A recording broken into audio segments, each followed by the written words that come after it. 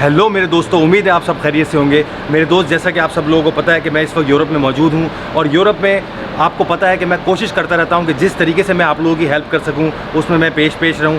ये मेरे दो भाई यूक्रेन में मौजूद थे। आप ताल्लुक़ रखते हैं इंडिया से, भारत से। इनका मुझे फ़ोन आया है कि यार यूक्रेन में हम बहुत ज़्यादा परेशान हैं मुर्तज़ा भाई, हम क्या करें। तो मैंने इनको यही मशवरा दिया कि यार आप यूक्रेन से पोलैंड और पोलैंड से कोशिश करके किसी तरीके से पुर्तगाल आ जाओ। पुर्तगाल में जो हेल्प हो सकेगी इंशाल्लाह मैं आपको प्रॉपर गाइड करूँगा। इन्होंने मुझे बताया कि फ़ला टाइम पे मैं यहाँ पहुँच रहा हूँ, तो मैंने पूरी कोशिश की, लेकिन फिर भी मैं 10-15 मिनट लेट हो गया। मैंने पूरी कोशिश की कि मैं ऑन टाइम आके यहाँ इनको चीज़ें, इनका हॉस्टल करवा दूँ, इनको चीज़ें समझा दूँ क्या चीज़ कैसे करनी है। तो मैं आपको इनसे इंट्रोड्यूस करवा रहा हूँ, इनके नाम आपको बतवा रहा हूँ, ताकि जो मेरे भाई यूरोप के और दूसरे कंट्री से देख रहे हैं और वो यूक्रेन से माइग्रेट कर रहे हैं, ठीक है, वो भी पुर्तगाल का रुख करें। तो मेरे भाई कैसे हैं आप, खैरियत से हैं? नमस्कार, मेरा नाम शुभम है। मैं इंडिया कलकत्ता से बिलोंग करता हूँ। कलकत्ता से बिलोंग करते हैं? एक्चुअली मेरा है त्रिपुरा में, मेरा बारी है। अच्छा, ठीक है। तो फिर मैं यूक्रेन में 2 साल 8 महीना तक रहा हूँ, ठीक है। उस दिन की वजह से मैं यूक्रेन मेरे को छोड़ना पड़ा। वहाँ पे बहुत सारा प्रॉब्लम चल रहा है, अभी भी बहुत सारा प्रॉब्लम चल रहा है यूक्रेन में। अच्छा, कैसे आप अपने काम पे थे, क्या काम करते हैं आप वहाँ पे? मैं वहाँ के शेफ था। यूक्रेन में शेफ का काम करते हैं। तो आपको कैसे पता लगा कि ये बम गिर रहे हैं, जंग शुरू हो रही है, क्या हालात क्या थे वहाँ? हालात बहुत ही, एक्चुअली हालात ऐसा था ना, पहले इसको रशिया ने हमको यूक्रेन में बहुत कुछ बोला जे हम तुम्हारे ऊपर बारी कर रहे हैं, बमबारी कर रहे हैं, ठीक है, सब कुछ कर रहे हैं। इसकी वजह से हम तुम लोग देश से छोड़ के चला जाओ, जो भी बच्चे हैं इंडियन स्टूडेंट है निकल जाओ। एम्बेसी से भी फोन। सॉरी, इन लोगों ने आप लोगों को बताया था, क्योंकि आप यूक्रेन में थे, कि भाई हम लोग, रशिया ने बोला आपको कि हम बमबारी कर रहे हैं, जितने यहाँ से भाग सकते हो भागो। हाँ, ये बोला उन्होंने? ये डायरेक्ट बमबारी शुरू कर दिया? नहीं, उन लोगों ने हमको पहले बोला है जो हम लोग जल्दी निकल जाओ यहाँ से, यूक्रेन से जल्दी निकल जाओ, हम लोग अटैक करने वाले हैं। यहाँ पे जितने स्टूडेंट है इस लोगों को भी बोला है एम्बेसी से, जो जितना जल्दी फौरन निकल जाओ यहाँ। ठीक है, तो आपने क्या किया फिर जब आपको ये पता लगा कि यहाँ पे जंग होने वाली है? तो आप निकले आगे की तरफ, बॉर्डर की तरफ आए? जब हम पहले दिन जब हमने सोचा था कुछ नहीं होगा, ऐसे बोल रहा था एम्बेसी, ऐसे बोल रहे थे कुछ नहीं होगा, लेकिन लास्ट जब हम लोग सो गए थे, 4:30 बजे हमारे यहाँ पे अटैक हुआ था। 4:30 बजे अटैक हुआ था? क्या बम मारा था इन लोगों ने? मिसाइल मारा। 4:30 बजे अटैक हुआ था, प्राय 10:30 सुबह 10:30 11 तक मतलब अटैक हुआ था। मेरे 1-1.5 किलोमीटर के अंतर में मेरे मिसाइल मारा था। मैं पूरा तो जमीन हिल रही होगी? जमीन तो है पूरा, जिस रूम पे मैं 1.5 किलोमीटर, मेरा 5 किलोमीटर घर दूर था, लेकिन भी मेरे घर की क्रिकेट उड़ गई। मैं जिस रूम पे सो रहा था, मेरा पूरा घर ऐसे कांपने लगा। तो हम लोग बहुत डर गए थे, क्या करें क्या नहीं करें। फिर एक दिन की बात थोड़ा सा शांत हो गई, फिर दोबारा तीसरे दिन से स्टार्ट हो गया। तो फिर आप लोग किस तरफ, आप लोग फिर बॉर्डर की तरफ भागे? पोलैंड ने आप लोगों को बोल दिया कि अंदर आ जाओ? उस दिन ही बॉर्डर पूरा ओपन हो गया, बोल दिया जब जो लोग यहाँ पे हैं सब लोग बॉर्डर ओपन हो गए, सब निकल जाओ यहाँ से। अच्छा, एक बात मुझे बताइएगा, मेरे पास अभी यूक्रेन से बहुत सारे तादाद में लोगों के मैसेज फ़ोन आ रहे हैं। वो मुझसे ये बोल रहे हैं कि मुर्तज़ा भाई हम यहाँ तकलीफ़ में हैं। क्यों? क्योंकि हमारे पास पाकिस्तानी, इंडियन, बांग्लादेशी पासपोर्ट है, हमें ये पोलैंड वाले अंदर नहीं आने दे रहे। इस बात में कितनी सच्चाई है? आपके पास यहाँ का वीज़ा था शेंजन का? शेंजन का तो हम लोग का वीज़ा नहीं है, लेकिन हम लोगों का एंट्री हुआ है पोलैंड का एंट्री मतलब शेंजन का वीज़ा ही होता है। तो ये बात सच है कि बहुत सारे पाकिस्तानी, बांग्लादेशी, इंडियन को वो लोग अंदर नहीं आने दे रहे थे जिनके पास? ये बात सही है? थोड़ा सा दिक्कत हो रही है। ठीक है मेरे दोस्तों, जितने भी मेरे पाकिस्तानी, इंडियन, बांग्लादेशी भाई थे और वो यूक्रेन बॉर्डर पे फंसे हुए थे, तो इस बात की तस्दीक हो गई है कि उनको अंदर आने से बहुत मुश्किल से रोका गया। उनको अंदर नहीं आने दिया गया क्योंकि उनके पास यूक्रेन का पासपोर्ट नहीं था। शेंजन पे पोलैंड में उन्हें रोका गया। फिर आप लोग निकल के कैसे आए? मैं एक बात बताऊं, इतना बड़ा गेट होगा जैसे एंट्री होती थी। अच्छा। और मतलब मान लो 2-3 हज़ार के करीब होंगे। 3,000 लोग? हाँ, और गेट इतना था। ओहो। और सर्दी वैसे ही, बर्फबारी वैसे ही। अच्छा, छोटे मासूम बच्चों का ख्याल रख रहे थे वो लोग? हाँ, वो तो मतलब वही है कि जो अगर लोकल थे ना, ठीक है, तो वही कैंप वगैरह लगा रखे थे, जिसको जितना हो सकता है उतना सुविधा प्रोवाइड कर रहे थे। ठीक है। अच्छा, आपने, सॉरी इंटरप्ट कर रहा हूँ, आपने मुझे अभी एक बात बोली कि यार हमारे आंखों के सामने बम गिरे, मतलब इतना बुरा हाल था कि हर तरफ आग, शोले, तबाही, हर चीज़ थी। तो यार आप लोग तो फिर बच कर आए हो, आप लोगों को तो बहुत शुक्र अदा करना चाहिए। हम लोग भगवान के एक है ना, भगवान की दुआ से या भगवान के आशीर्वाद से हम लोग यहाँ से निकल के आए। कैसे निकल के आए कोई पता नहीं। हम लोग भैया जी, हम लोग 7 दिन भूखा, मतलब खाना वाना नहीं है, ठंडे में -3 डिग्री टेम्परेचर में हम लोग बॉर्डर में रहे, आग जला के कैसे भी करके। खाना नहीं है, कुछ नहीं है, मतलब सोने के लिए प्रॉब्लम। फिर बहुत लफड़ा हुआ। एक तो बॉर्डर से 25 किलोमीटर 40 किलोमीटर से पैदल चलने जाओ बॉर्डर तक।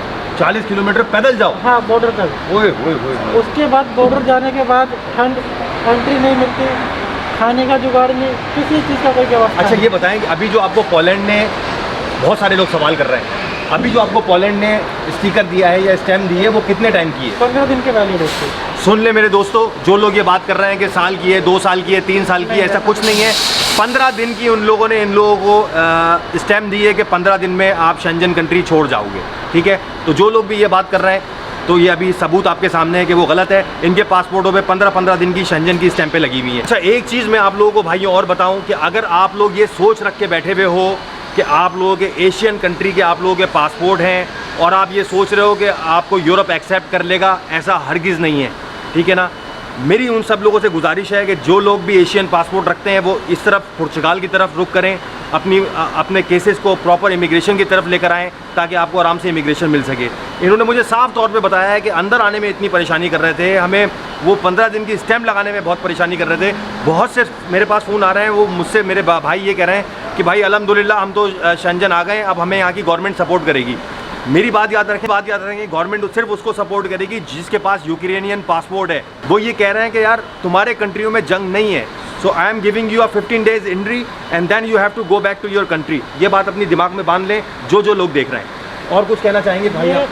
जो पोलैंड ये जो स्टिकर वीज़ा दे रहा है, ये सिर्फ हमें ट्रांजिट करने के लिए दे रहा है, ठीक है, क्योंकि यूक्रेन से फ्लाइट है ही नहीं। सही है। तो वहाँ से आप इधर आओ, यहाँ से आप अपने 15 दिन का टाइम लेकर अपने फ्लाइट पकड़ के अपने देश वापस जाओ। सुन ले मेरे दोस्तों, इन्होंने साफ तौर पे बताया है, क्योंकि ये अभी वहीं से आ रहे हैं, यूक्रेन से आ रहे हैं। इन्होंने साफ तौर पे बताया है कि अभी वहाँ फ़्लाइटें नहीं चल रही हैं, हमें ये 15 दिन का वीज़ा इसलिए दिया गया है कि आप यूरोप उतरो, यूरोप से फ़्लाइट पकड़ो और सीधा अपने कंट्री जाओ।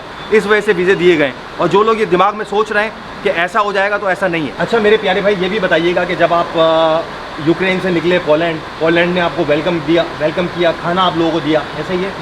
अच्छा, उसके बाद आपको फ्री रिहाइश दी वहाँ पे?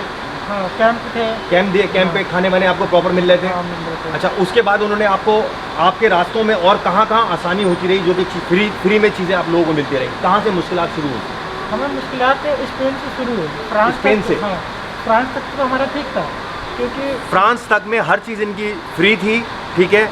और स्पेन में जब ये आए हैं तो वहाँ पे सिस्टम जो था वो बिल्कुल डिफरेंट था, सिनेरियो बिल्कुल चेंज था, ऐसा ही है? हाँ, बिल्कुल ऐसी है। वहाँ पे आपको कोई चीज़ फ्री में नहीं दे रहे थे, ना रिहाइश दे रहे थे, ना कोई चीज़ दे रहे थे? जर्मनी में बाकायदा रेलवे स्टेशन पे पूरा उन्होंने एक फ्लोर पे ना एक तरीके के इस पे मिनी मार्केट खोल रखा था। वो हेल्पलाइन? वहाँ पे आपको जूते, कपड़े, शैम्पू, साबुन, बच्चे का डाइपर, आपको हर एक चीज़ वहाँ फ्री में मुफ्त थी। टिकट आपको जहाँ जाना है वहाँ पे जाओ, अपना यूक्रेन का ID दिखाओ, आपको वहाँ पे फ्री टिकट मिल जाएगी।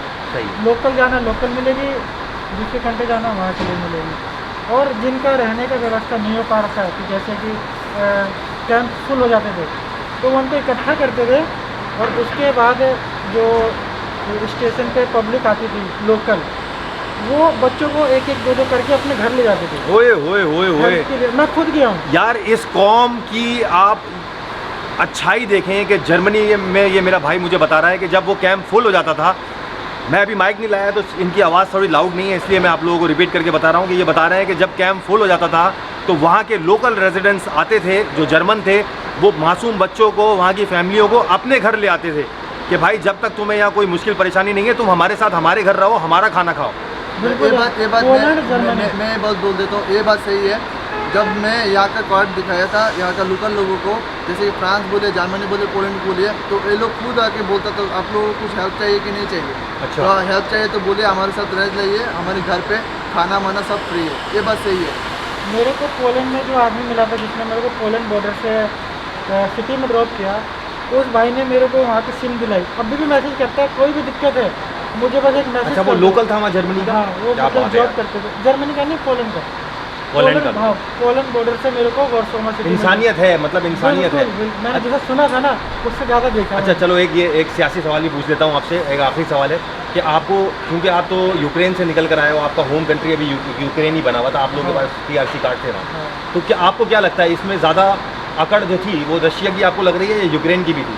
जंग नहीं होनी चाहिए थी इसमें? तो देखो, मेरे हिसाब से देखा है पॉइंट ऑफ व्यू से, तो यूक्रेन की इसमें थोड़ी बहुत गलती है। यूक्रेन की गलती नज़र आ रही है आपको? आ रही है गलती नज़र, क्योंकि इसका अगर हिस्ट्री देखोगे ना, जी, तो आपको यूक्रेन की गलती दिखेगी। कोई भी दुश्मन ये नहीं चाहता कि मेरे बॉर्डर पे मेरा दुश्मन आकर बैठे। सही बात, हाँ। और इसी चीज़ के लिए वो लड़ाई हो रही है कि यूक्रेन नाटो में ना जाए। ओके, रशिया की एक डिमांड है, ठीक है। और यूक्रेन मानता नहीं है, मान नहीं रहा। नहीं, वो ये कह रहा है कि अगर हम नाटो में नहीं गए तो फिर हमारा अस्तित्व ही खत्म हो जाएगा। लेकिन रशिया ऐसा नहीं चाहता, सही, वो ये चाहता है कि आप नाटो में ना जाए, आप भी अपनी सुरक्षित है, आपका देश अपना सही। है, हमारा देश अपना, क्योंकि रशिया और अमेरिका की भिड़ती है। ठीक है। वो तो अच्छा, कोई मैसेज, पुराने कोई दुश्मन है। पैगाम आप अगर देना चाहो अपने तवज्जुह से, क्योंकि आप जंग के माहौल से निकल के आए हो यहाँ पर, कोई ऐसी चीज़ अपनी कोई बताना चाहो या बोलना चाहो? अब सब चले फिर मैं लोग- आप लोगों के हॉस्टल तक आप लोगों को पहुँचाता हूँ। और मेरी तवज्जुह से भाई जो मदद होगी, जिस तरीके से मैं मदद कर सका, आप लोगों के मैं साथ हूँ, ठीक है ना। और बेझिझक आप मुझे किसी वक्त भी फ़ोन कर सकते हो, ठीक है मेरे दोस्तों। अपना बहुत ख्याल रखें। मेरे पास बहुत सारे मैसेज आ रहे थे, जो लोग चाहते थे कि मैं इंटरव्यू लगाऊं, कुछ ऐसे लोगों का जो लोग यूक्रेन से डायरेक्ट यहाँ पर आ रहे हैं। तो उसके लिए मैंने आप लोगों को, इन भाई से रिक्वेस्ट की कि आप अपना एक्सपीरियंस बताएं। अपना ख्याल रखिएगा, इंशाल्लाह फिर आप लोगों से बात होगी। अल्लाह हाफ़िज़।